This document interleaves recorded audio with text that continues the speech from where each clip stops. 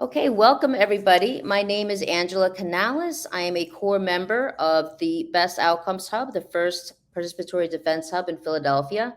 And I'm also a core member of DDP, the Digital Defense Project. The purpose of this program is to show how film is a powerful tool in the criminal legal system. So what we're going to be hearing from a gathering of dedicated activists, attorneys, organizers, and community members who have played a key role in advocating for more just outcomes and policies in our legal system. So let me start by defining some of the terms that we're going to be hearing in this discussion. First, participatory defense. This is a movement, a powerful new model for improving criminal defense and challenging mass incarceration. As the name indicates, it's predicated on the radical idea that if we face charges, we and our family and community are more than sufficiently equipped to participate in the defense. This is a radical idea because we've been conditioned to believe that it's only the people with degrees and court-conferred power, like attorneys and judges, who can impact the outcome of cases, shape policy, and the collective conception of criminality and justice. More specifically, participatory defense is a community organizing model for transforming the landscape of power in the criminal legal system. All right, let me tell you about some of the people that we're going to be hearing from. Very excited to be later introducing Raj Jayadev, who is the co-founder of Silicon Valley Debug, which is based in San Jose, California. Debug is a community advocacy and multimedia storytelling organization that created the participatory defense organizing model. He is a true activist and advocate who can be found on the streets with the people as much as inside an office space. And this is true of everyone that I'm about to introduce. We are also going to be talking to Assis Misduri, who teaches criminal law at Seton Hall and directs the Criminal Defense Clinic. They are a leader in community organizing who spent several years as a public defender at the Defender Association of Philadelphia. Assis created Digital Defense Project, DDP, alongside other participatory defense organizers and volunteers. And we will also be hearing from Chris Eden. Chris Eden started the South Philadelphia Participatory Defense Hub, and he is also a core member of DDP. Mary Archer currently serves as the lead organizer for the Digital Defense Project, and she is also a member of the South Philly Participatory Defense Hub. And finally, we will be hearing from Devontae Douglas, who was the co-host of the Best Outcomes Hub and a hub member at large. He has since had to step away from his lead role in participatory defense due to his new position as a judicial secretary. When Devontae faced charges, members of YASP, Devontae, can you tell us what YASP stands for? Youth. All right, we will get to that later. Created his socio-bio video, which we will be showing later in the hour. All right, so let's get started with, something else I would like to tell you about participatory defense. There are currently 8 participatory defense hubs in Philadelphia that meet weekly throughout the city. And these meetings aim to prepare and empower people by navigating the criminal legal system and other community support.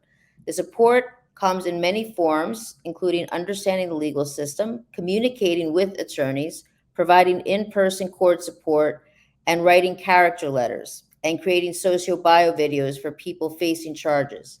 And we will focus our conversation today around these videos. Finally, I just want to define 2 more terms. Socio-bio videos are short films created in collaboration with a participant and hub volunteers and community members.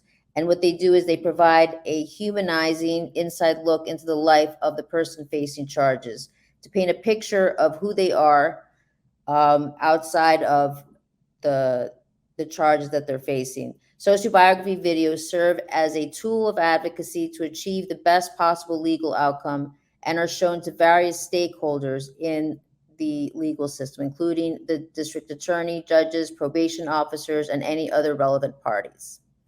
So welcome, Raj. Thank you so much for being here with us today. Can you talk about the history of the socio-bio videos and their connection to the hubs? Like from a bird's eye perspective, how are these videos supporting cases and what impact are we seeing? Sure. Thanks, Angela. It's great being on with you and the DDP family who have been taking social biography videos and using it to liberate and free community members and tell the fullest story and truth of who they are. So, social biography videos are really a tool in the arsenal of participatory defense hubs. So, as you mentioned earlier, there's over 40 of these participatory defense hubs across the country who are all community touchstone in their relative city. I'm in San Jose, so we have a hub that meets actually this evening. And they're really a device for families to communicate the truth of who their loved one is in a way that the papers and the photos just couldn't do. So in a lot of ways, there's sort of an evolution of what we started doing originally and would still do in accompaniment with the videos, which are social biography packets. And those packets they look like, as you know, binders of photos and letters and certificates that tell a court who someone is beyond just a case file. And while those are very effective, there are times where we felt there was almost something missing, a sort of texture or dynamicism that couldn't be communicated with the stillness of paper and writing, but could with video, with the medium of video. And so we started making these videos that were just hub members and families recording each other and someone's family members in their home, at the workplace, out in the community. And they became really effective tools. And what they sort of did, the way I see it, is it sort of broke through the sterility of the court process, and it almost like figuratively brought the community and that life into that courtroom by showing the videos, and then vice versa for judges and prosecutors. These court actors that are making the decisions on people's lives that maybe have never been to that neighborhood that they were deciding the fate of someone for, or never been to that community, or didn't really understand viscerally what it looked like to live in that neighborhood or deal with those challenges. They were able to then see it and actually go there in a way by viewing the video. So they became really effective, I think, in two central ways. One is on the case outcomes. So they became a way to personalize, humanize somebody, but also contextualize them in a larger community, in a larger kind of lifetime timeline. And so they were used everywhere along the life of a case. And so for bail hearings, to get someone out on bail, to negotiations with the prosecutor, the defense attorney would present it to reduce a charge or get a charge dismissed. They're used at sentencings when there's some discretion by the judge. And they're also used in parole and clemency. And so anytime there's a decision-making point, social biography videos have been a tool to effectuate change. And then secondly, from an organizer perspective, even beyond the case file implication or the case implications, it really was transformative because for families and communities that have been on the outside of the court and have only been able to sort of witness the storytelling of what's happening about their loved one by lawyers and sometimes by police and prosecutors, social biography videos was a device for them to speak on their terms and introduce the court to who they really were. And that in itself was transformative in a sense of power and agency. Is there a moment that really sticks in your mind where the dynamism of video became more apparent to you? How, just the jump from the paper socio-bio to the video just really showed how much more transformative it is.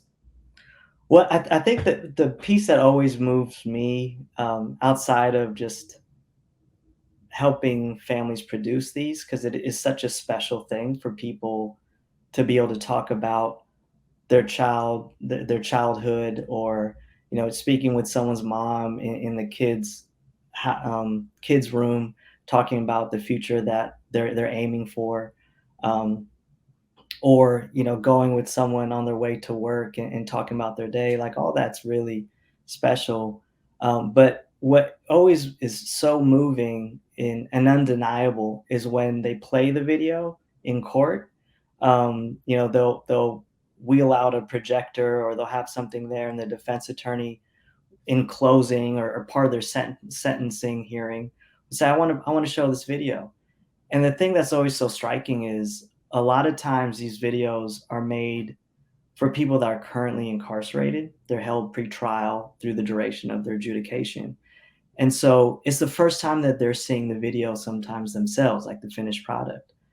And when you think about it, like, there really isn't any other scenario where people are seeing the people they care about and love talking about all the promise that they have, and all the support they have, and what they mean to them. The only other scenario is a funeral and someone's eulogy, but you're not really there in the same way. So when those videos are shown, the atmosphere in the court changes. Every single, I've been in so many courtrooms where judges and even bailiffs are sort of teary-eyed watching this. So it is so transformative when you see the finished product. That's how you know it has effect. So that has been really special. And then, just sort of as an example, I know Aziz is going to be in this forum as well. I think about one of the young people that we had the opportunity to do a video with in Philadelphia, and that child was 13 years old and was facing incarceration. And the video was really expanding the lens of who his family was perceived as. And so a lot of the video was him actually and his loved ones in the park that he sort of was raised in some way. He was an athlete, did a bunch of sports, and so his mom was working a lot, and he'd be at the park playing basketball, playing football. And so a lot of the shots were taken at the park, and you got to see all these adults that were coaches that ran sports programs, after school programs, that gathered at that park. That was like their central hub. And you got to see that this is the village that's raising this young man and that believes in this young man. And so you walk away from that video situating that child in his larger village, and knowing that this is a community that is always going to be lifting him up, and was going to fight against any sort of system that was trying to tear him out of his life destiny. And thankfully, because of Aziz's advocacy in that video, he's able to continue without that charge hanging over his head. Incredible. And I love how, within, there's the raising of this individual within the language of film, which itself elevates people because it's the language of importance, the language of power. We usually see films about people that are important and worth, focusing a camera on. Yeah, I think of a video we did here in San Jose of a young man. He was 18. He was facing a minimum of 12 years for um, allegedly a robbery with use of a gun. And in California at that time, any gun charge was an automatic 10-year enhancement. And he had never been in the system before, and there's complications about what this case was really about. But there was a couple moments when we were making the video that I think spoke to what social biography videos can do that other mediums couldn't. And it was in those emotional moments that were really organic and fairly undescribable if you were trying to sort of write it down. And there's two moments in that video we interviewed. He was alleged to have flashed a gun at another young person, and we actually had the opportunity to interview that young person, who they said that his phone got taken or something like that. And we're interviewing this young man. They're the same age, look like they could have been friends if they hung out at deep, if they met in different circumstances. And we asked him, well, what do you think would happen to the person that may have done this? And he said, well, I think they should be held accountable. I think they should do something like 10 or 15. And we said, oh, 10 or 15 years? He's like, no, like 10 or 15 hours of community service, like something serious like that. And we told him in the video, well, he's facing a minimum of 12 years in prison. And the way the blood dropped out of his face, the way his jaw dropped, and the way you just saw this look of really fright, like he was scared for this other young man. And he said, no, I don't want that to happen. Like, that is such a different thing that the video could capture, that I don't think, even if he wrote like a testimony, it wouldn't have the same effect. Right. And then the second piece was with his dad, the young man's dad, who was really pretty buttoned up and pretty formal, and like almost like he was like used to being on camera, and so it was hard to like get something that didn't feel too scripted. But we asked him what it was like when his son called him from jail. And the way that he described what it was like picking up that phone call, hearing his baby boy calling him from jail, and the feelings that were rushing through him. And all of a sudden that veneer dropped. He started tearing up and shaking a little bit. And you got to see the severity of what that moment and the threat of incarceration meant to that family. It's those type of moments that you really can only capture in the social biography videos that are so meaningful. Yeah. Where the court sees and can feel the impact of the system. Yeah. Yeah. It makes it undeniable too, like, Raj, thank you so much, and thank you for all of your work. And yeah, in solidarity. absolutely in solidarity. Thank you, Angela and DDP. Thank you. So next we are going to be talking to Assis Mystery. Hi, Assis. So, as an attorney who has advocated for the use of social bio videos, how do you see them as being a tool in the courtroom? How are these videos effective, and what has been your experience as an attorney with these videos? I mean, it's really hard to capture what the experience has been. Um, what I know is that the experience of the videos has been something in the most positive way of a disruptive force in the courtroom. Oftentimes, and this is something that Raj spoke about, that it's all the lawyers who are doing the talking, and that oftentimes the community member who's facing charges is told to remain silent from the moment of arrest and throughout the trial process.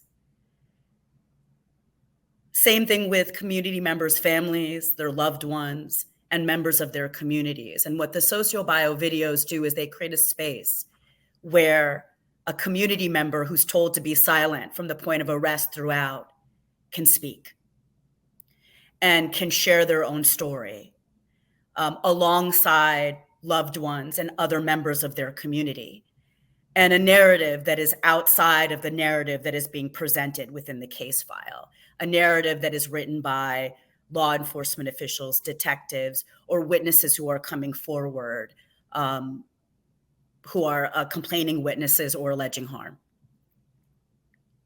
So, Assis, as Raj was saying, socio bio videos really help people understand things that we know intellectually, that the system has a negative impact on the community, but it helps people, especially the stakeholders, who are the ones who most need to know, since they're the ones who are, handing down the sentences and shaping policy. They understand, that knowledge trickles down to the heart and the gut, and they understand it viscerally. And that's when you see like the emotional reactions. That's when you see people get teary eyed. That's when you see the sort of, mental about face. Do you have a, a story that also really highlights that? Is there like a particular Of all the highlights of the socio-bio videos that you've made, is there one in particular that really stands out as being representative of the transformative power?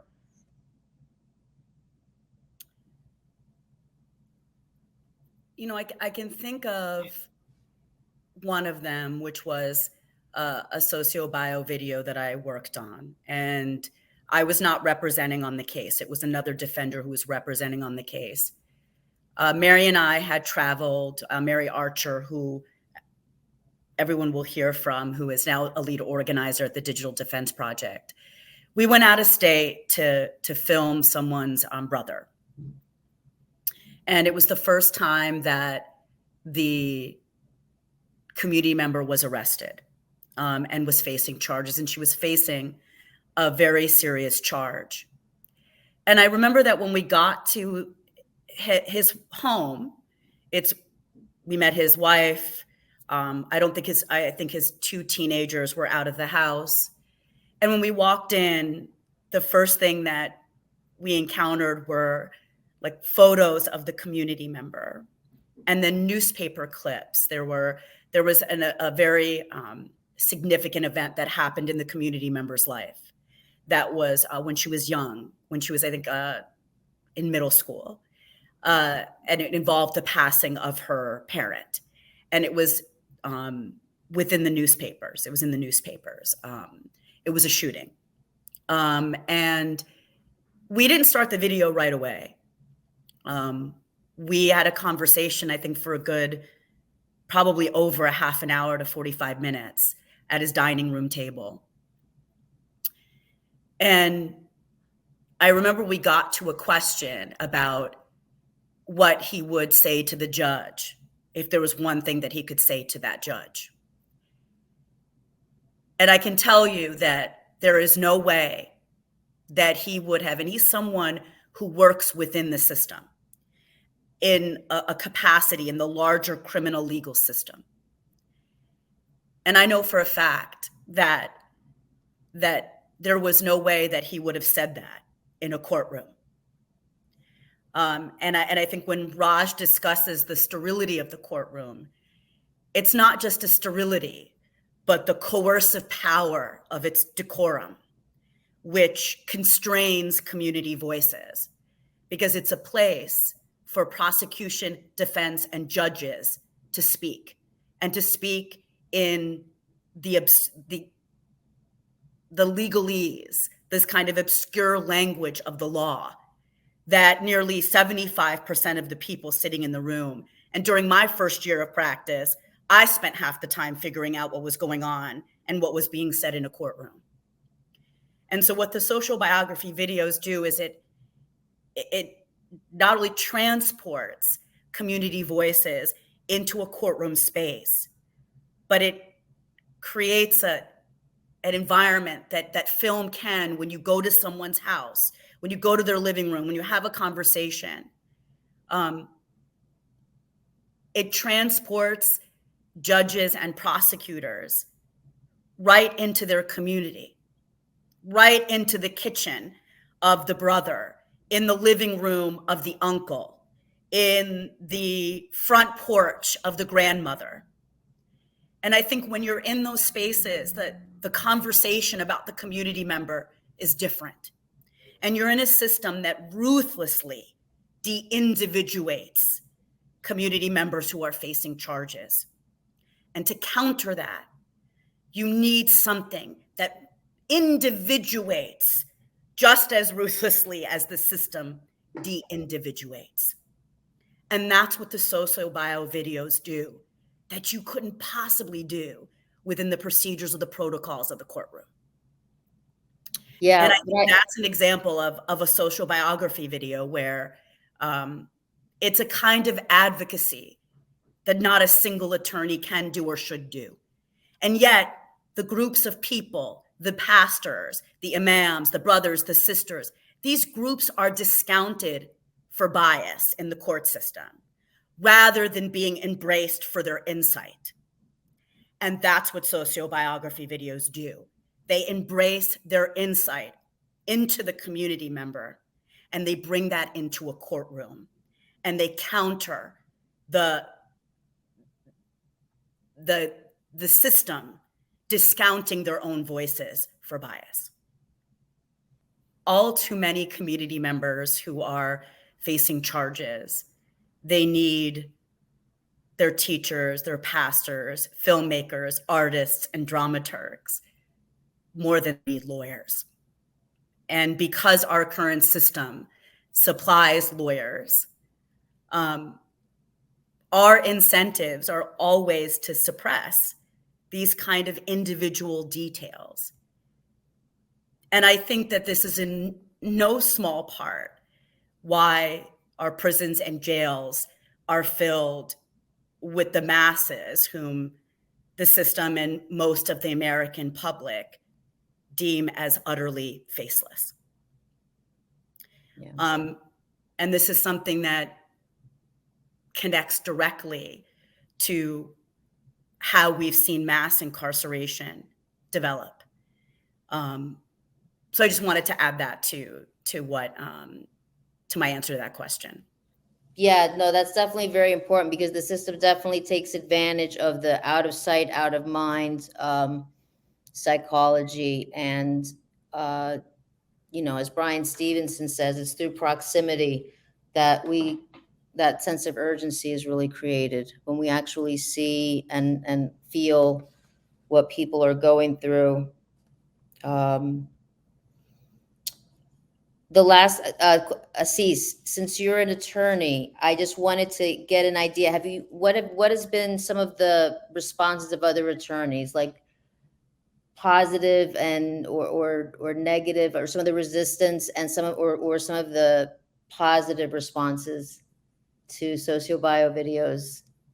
I found for the most part, defenders who I worked with on socio-bio videos and defenders who were starting to get to know socio-bio videos were excited by it because they understood that our work is so much limited to what is within the case file and what we investigate.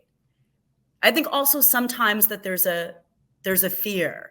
So we have to step into an area of trust because we are very much used to working alone on strategy on our cases, and to bring people into and communities into a part of that process, I think requires some of us to take a leap of, not to take a leap of faith, but to take a step of faith in the work.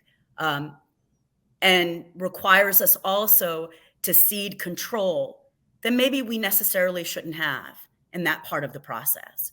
And so I think it's a learning process in terms of working in collaborative advocacy, not just simply litigating or trying a case.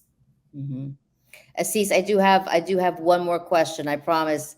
I can't let you go without asking you about Digital Defense Project, because you are one of the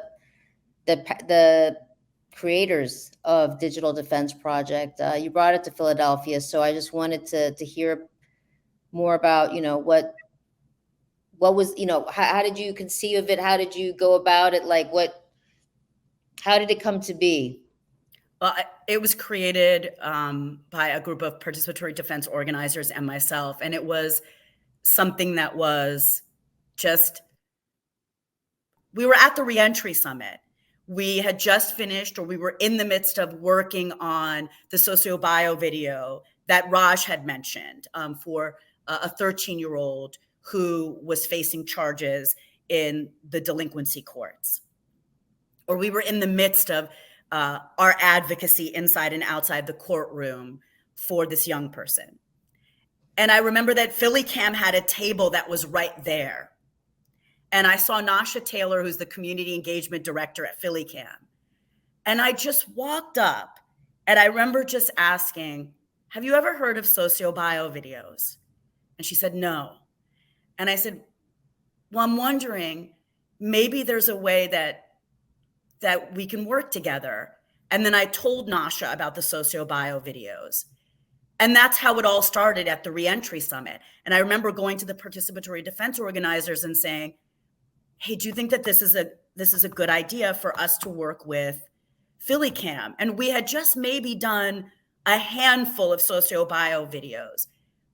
And we were talking about how this is a way to create an infrastructure outside in the community for this kind of advocacy.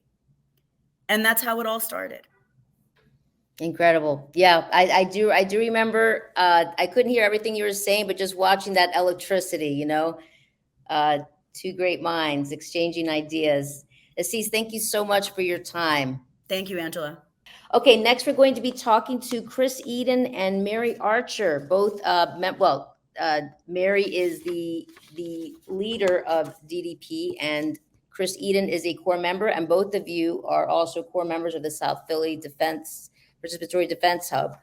So I'd like to start out with, what does the socio-bio look like locally? How are these videos made? And if you could just talk about the experience of making these videos. Sure. So I can start off with talking kind of about how we arrive at a video, and then Chris, if you want to jump in and talk about how they're made, because I know you play a big role, and Angela, you as well are part of the crew. So essentially, we receive referrals from the hubs, like local participatory defense hubs, or we sometimes get referrals directly from an attorney at the Defender Association, or a court-appointed or private attorney could also send a referral once they kind of know what's going on with the case and determine that a solid legal strategy would be to produce a socio-bio video.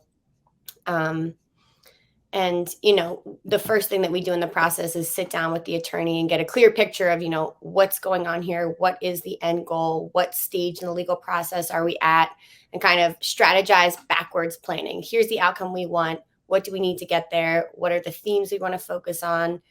So we talk to the attorney, the legal partners, and then most importantly, we get the community together, the volunteers and the participant themselves. We really want to center their voice in this video and kind of, allow them to have the control to contextualize who they are. And as Raj and Aziz both mentioned, that's like really where the power of these videos comes from, is giving the voice, all the voice to the individual whose life is at stake.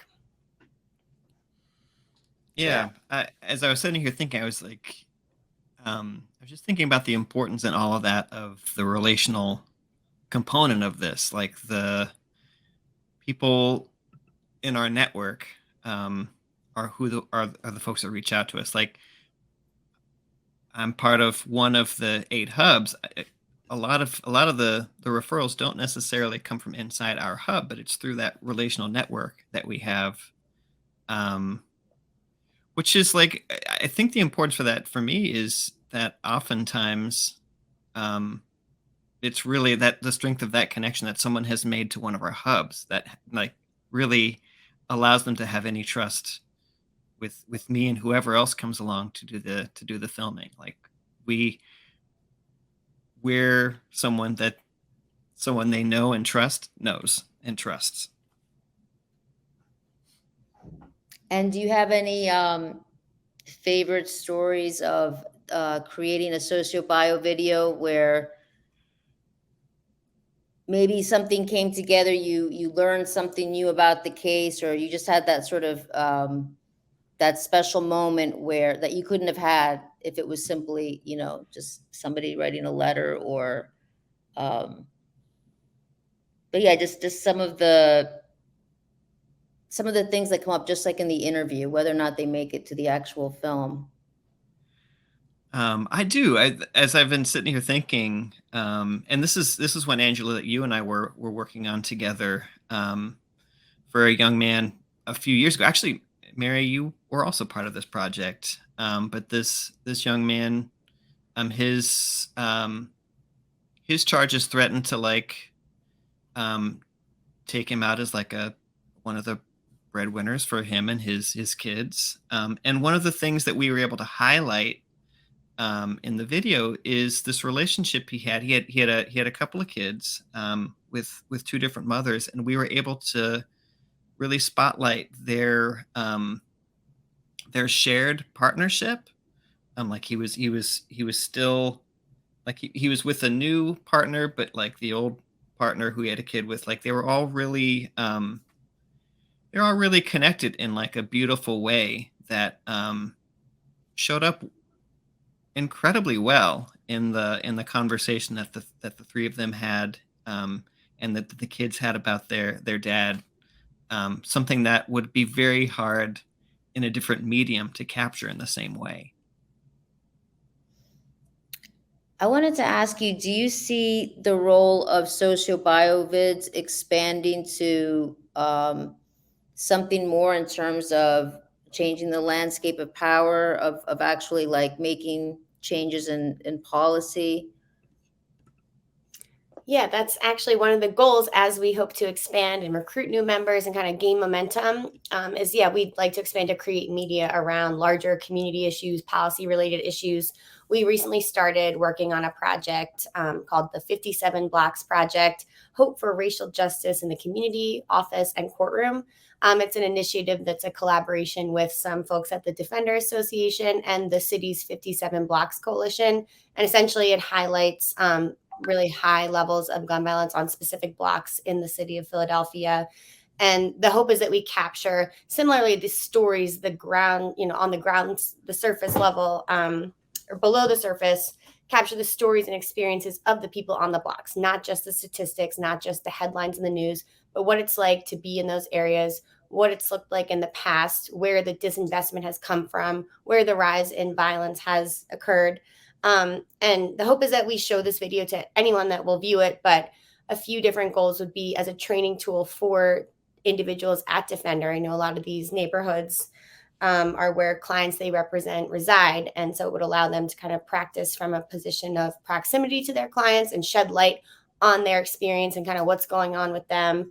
Also, if people in higher positions of power in the city are able to kind of see these stories captured in a more intimate light, the hope is that they have a similar impact that these socio-bio videos do in the courtroom to really kind of paint that humanizing picture of what's going on. And that's just one of hopefully many future projects that have a larger focus. Mary and Chris, thank you so much for your time and for your incredible work. And looking forward to making that next video with you guys. The next person we're going to be talking to is Devontae Douglas, who has been on both sides of this system. Devontae, Natasha, a member of YASP, and could you remind everyone what YASP stands for? It's the Youth Art Self-Empowerment Project. Okay. And so Natasha, who's a member of YASP, was the one who created the socio-bio video for you. Can you tell us a little bit about the process of, or can you tell a little bit of the process of having a video made? What was it like to watch the finished video? How did it impact your feelings about being in the courtroom? And what impact your video had on the case? All right, you want to do one question at a time, right? So let me start again. So Devontae, can you tell me a little bit about the process of having a video made about you? Okay. What were your expectations going in, and how did they change when the actual video was made? Going into making the video, it was pretty tough because you had to put together a list of people that would actually be inside that video. Not everyone wants to be in the video, especially when they know that a prosecutor is going to be looking at it, a judge is going to be looking at it, and that it may be eventually played in court. Everybody has different feelings about the criminal justice system. So it was really challenging finding those people that actually did want to participate in making the video. But at the end of the day, I was able to find people, to actually do the video. And what was it like to watch the finished video? What was it like when you actually watched the finished product? Oh man, like just watching the finished product and just seeing it, like at first you think, all right, well, this is just going to turn out just like a video that I could have maybe recorded. That's how I looked at it. I'm like, all right, it's going to be something I could have recorded on my little cell phone or whatever. And, just sitting there and saying the introduction, the professional, part of it, it really had me shocked. And I was just sitting there and I'm like, wow, like really like how did they do all of this? Like, and knowing that they had the professional equipment to actually do it, I mean, it really, like I said, it shocked me because I didn't think that they was going to be able to take out the editing parts, the parts that basically were the bad parts. Um, and what I mean by bad parts, like to where maybe I stuttered a lot, maybe used filler words, things of that nature that I didn't think was going to be able to be taken out. And I'm like, this video is going to turn out bad. But in the end, when I'm looking at it and I'm sitting there watching a 17-minute video, I'm like, oh, this is not bad. I'm like, I like this. I like the way that it turned out. And, just saying that it was me that actually, was a part of it, it made me feel good. And, just hearing like the comments from family members, friends, people that I work with doing participatory defense, and hearing from like my boss, it was stuff that I don't hear on a daily basis because we joke around a lot. So it's like a lot of joking going on. So to hear their actual serious feelings at that moment, it brought tears to my eyes. Like, honestly, like looking at the video, like even when I still watch it to this day, I get emotional, like just hearing, the reaction and, the positive stuff that people have to say about me because, like I said, we joke on a daily basis. It's not always, a serious moment. I mean, so I was super excited to actually see it.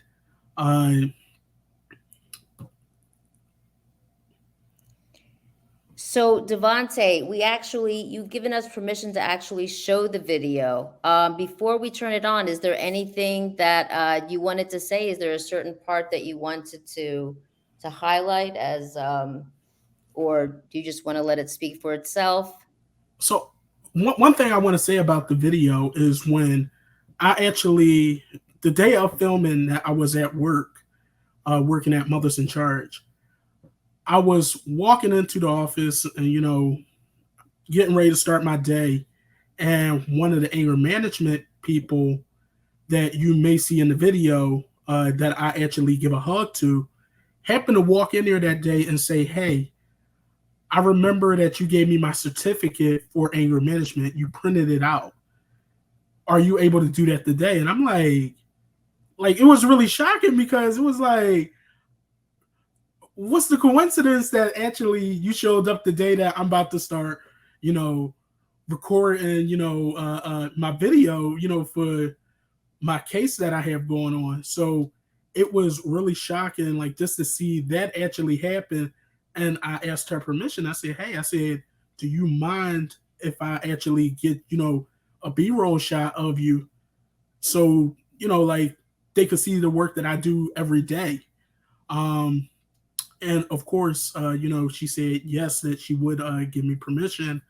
And from there, I was just, that was another part that actually surprised me, had me shocked because I'm like, you would have thought I asked her to meet me here, but that's not how it happened. She was coming in for her certificate that day. Yeah. I'll let y'all see the video. Thank you so much for letting us show the video, at least the first 4 minutes of it. So here we go.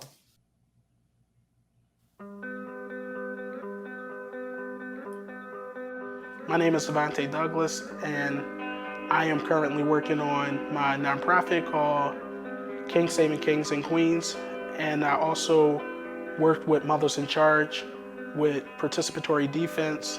And I'm beginning my path to law school by studying for the LSAT and hoping to go to law school at the beginning of next year. My name is Martha. I know Devonte from Participatory Defense Hubs, and I've known Devonte for 3 years now. So he was volunteering at Mothers in Charge, working with families who were impacted by violence. And at that time, I was lost, confused, and hurt as a parent. And Devonte, through the work that he does, just kind of took to me and I took to him. He found ways to kind of comfort what I was going through. we just built a relationship that will, I'm certain, last a lifetime. My name is Michelle Johnson, and I'm Devontae's sister. So Devontae is my younger brother. It's only me and Devontae, but he's been like a big brother. He takes care of everything. He's helped me, my children. I don't drive. My brother takes me everywhere. He takes me to work. He picked me up from work. He actually does stuff for my children as well. He registered them for school. When I first found out my son was autistic, my brother introduced me to a couple of programs and stuff to take him to. He found them like a really nice school to go to. He's a big support to the family, and he helps us out a lot. So it's like he's playing father role, grandfather role, and big brother role. He does everything. It's nothing that he can't do. And if he can't figure it out, he'll try to figure it out for you so you don't be left alone. I am Robert Blair. I am the program director for Mothers in Charge. Mothers in Charge is a violence prevention, intervention, and education program. Devontae Douglas came to Mothers in Charge several years ago as a volunteer. He acquired a paid position with Mothers in Charge, assisting in the Victims of Crime Act, a program that Mothers in Charge have. He really excelled at that because he's really a compassionate, thoughtful, giving young man, and his concern has always been more about someone else other than himself. Well, my name is Anthony Waters, and Devontae Douglas is my brother-in-law. I think I met him in court. He was like, I never met this guy a day in my life. So his sister brought him to my court date, and just, you know, him being there and sitting there when he don't even know me, just watching my case or whatever, and then talking to me afterwards, giving me so much inspiration about, you know, you're gonna be all right. You know, just being like, when I first met him, I was like, man, this man's heart is like made of gold. Like, he don't even know me, and he's sitting here telling me that, you know, it's gonna be all right. My name is Estelita Douglas, and I'm Devontae's mother. Devontae will do everything in his power to make someone else happy. My son does so much for so many people. People call him in the middle of the night and ask him legal law things. He's a very loving and caring person.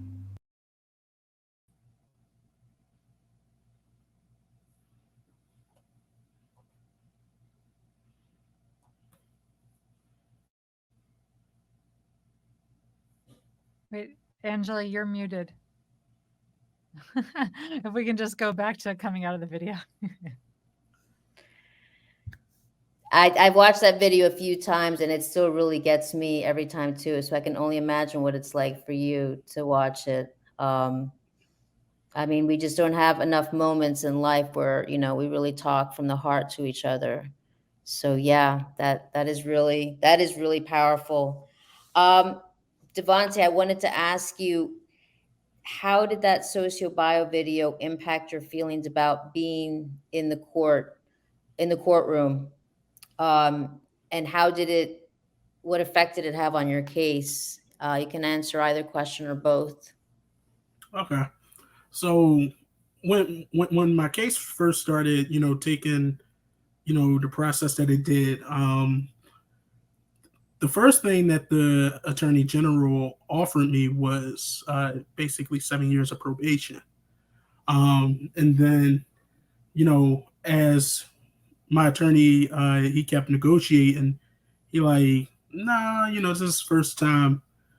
And he like, all right, you know, he kept dropping the numbers lower, but it would have still been amount of time that I would have still been on probation to this day, because the next number that he dropped it to was 5 years. And then it got dropped down to 3 years. And, you know, when we asked him, we like, did you see the social bio video? The first thing that he said, you know, was, oh yeah, I wasn't impressed by that. And I'm like, really? I'm like, you know, my attorney, he felt some type of way too. He's like, 17 minutes of people actually testifying about, this young man right here, and you're not impressed? He was like, I just, met him like not too long ago, and I'm impressed by the video. And as we continue to, basically move on, my attorney eventually said he wanted to call his supervisor. And in the midst of calling his supervisor, the supervisor is the one that said, I was impressed by the video. I love the video. This is the reason I'm offering 1 year of, probation. And we sitting there, we like, what? He told us that you was offering, 7 years, 5 years, 3 years. And she was like, no, I said 1 year because she was impressed by the video. She felt comfortable knowing that she was, giving a person another chance, particularly giving me another chance because she didn't feel like I was going to reoffend. So it was, let's give him a chance, to fix this. And, eventually, we could not get the judge to watch it because at the time I would have had to go to trial. But even then, like the judge, felt as though the case shouldn't have been there, and she gave me 1 year of non-reporting probation.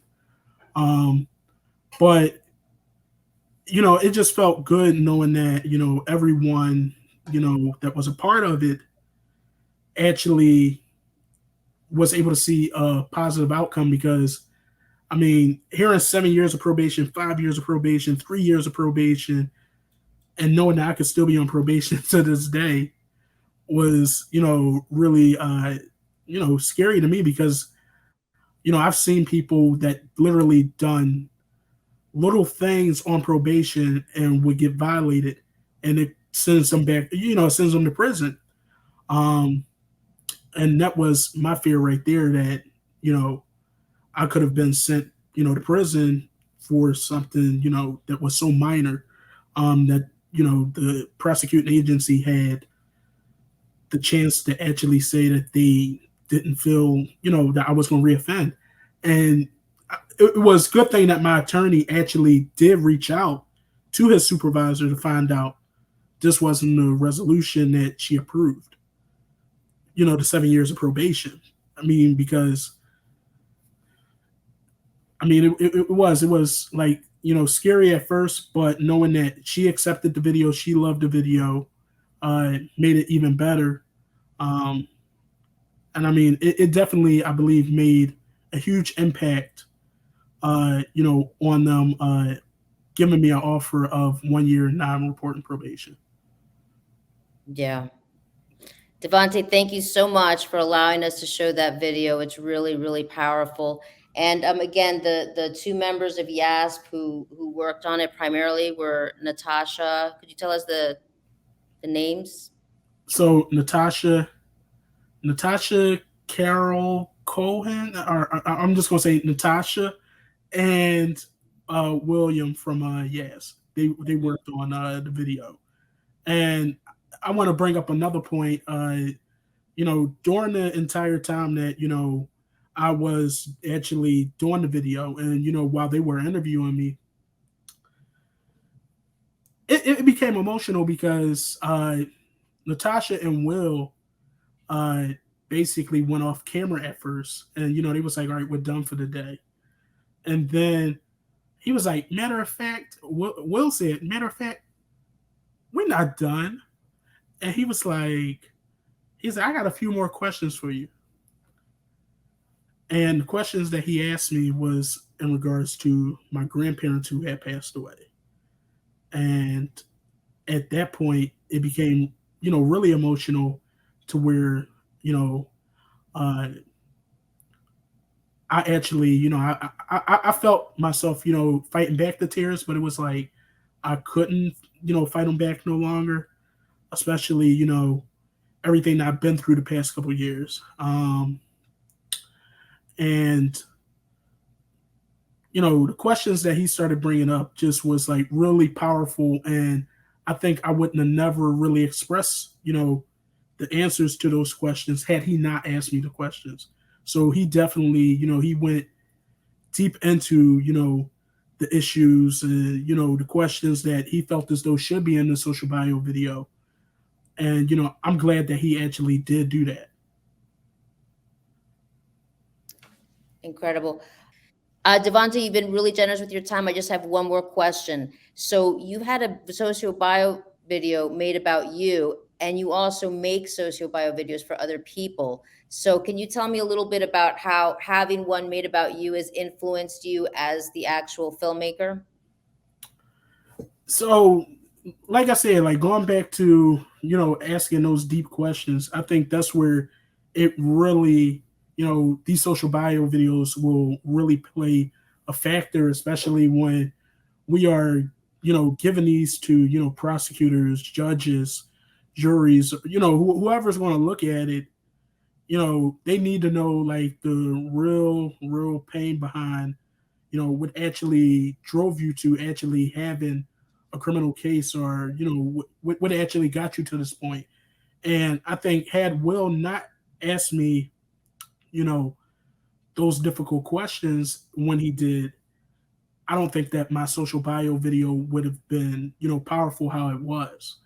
Um, I mean, yes, with the people that were a part of it, it definitely was powerful. But hearing the actual answers, come from me is more powerful. So I think asking the tough questions was key to making a successful social bio video. Yeah. And it's amazing that, now you're the secretary to a judge. So just amazing trajectory. Devontae, thank you so much for your time. And thank you again for letting us see your socio bio video, at least the beginning Thank of you. it. Okay, finally, we would like to discuss the future of DDP. Um, where where is it now, and how can folks get involved? And for that, I would like to bring back Mary Archer. Thanks for that final question, Angela. DDP is alive and well. We can probably most easily be accessed through one of the Philadelphia's participatory defense hubs. There are 8 of them right now. That information can be found on the Philadelphia Public Defender's website, which is, I think, philadefender.org, or if you just search Defender Association of Philadelphia, Participatory Defense, we should come up there. The South Philly hub is where Chris and I spend our hub time for the most part, but any hub should be able to connect someone who's interested either in getting involved, joining the DDP team, or if there's someone out there who would like a video made, we're always happy to chat about that. And we're always excited to look for new members.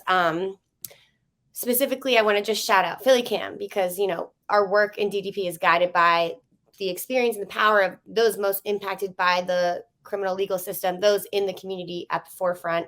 And, we view those individuals and communities as the agents of change.